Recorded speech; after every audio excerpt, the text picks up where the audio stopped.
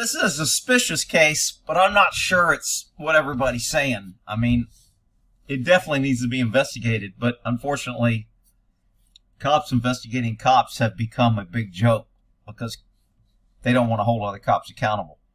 So, the tippings officer, this officer right here was killed. Oh, hell, let's listen to news. Attorney for the family of LAPD officer Houston Tipping, who was killed in a training exercise in May, says Tipping died after... Okay, killed in a training exercise. So that's a big problem when you're doing high-risk things. When I was training rappelling, if I wanted to kill somebody, I could easily mistie a knot, have the guy fall to his death, and say it was a training accident. And they would have to prove that I intentionally mistied the knot.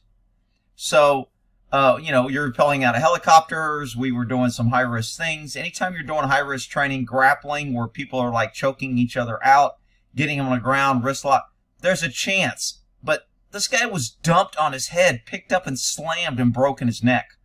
That's not an authorized training technique. At a minimum, somebody violated training protocols. But they're still investigating it. Here we go. After being injured by a fellow officer who was under investigation for sexually assaulting a woman. The Tipping family... So, this cop Tipping, the one that was hurt,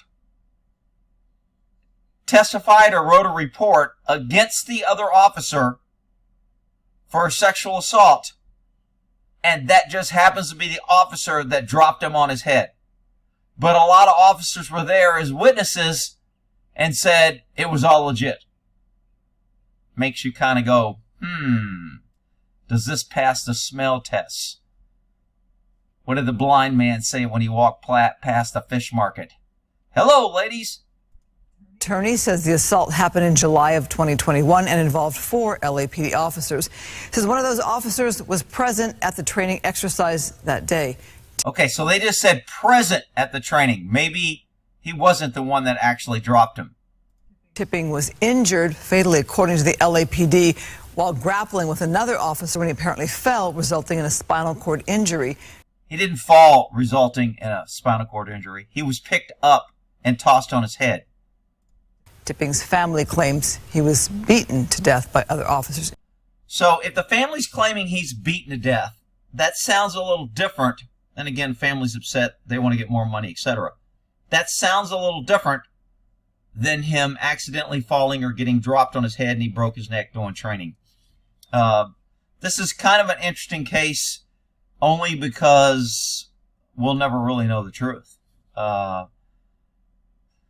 Let's see, LAPD officer, the Tipping family assaulted. Medical records show Tipping was possibly dropped on his head. However, Tipping said he was beaten to death by other officers. Anytime the attorney for the family talks, you got to question that too. So you have one guy wanting to represent the family and make, the agency look bad so they'll get more money. You got the PD trying to protect their image and their other cops so they don't have to pay out a lot of money. So will we know the truth on this? Probably not, but it's an interesting little case. A lot of people are like, dude, the cops are killing the guy because he snitched on him and he was...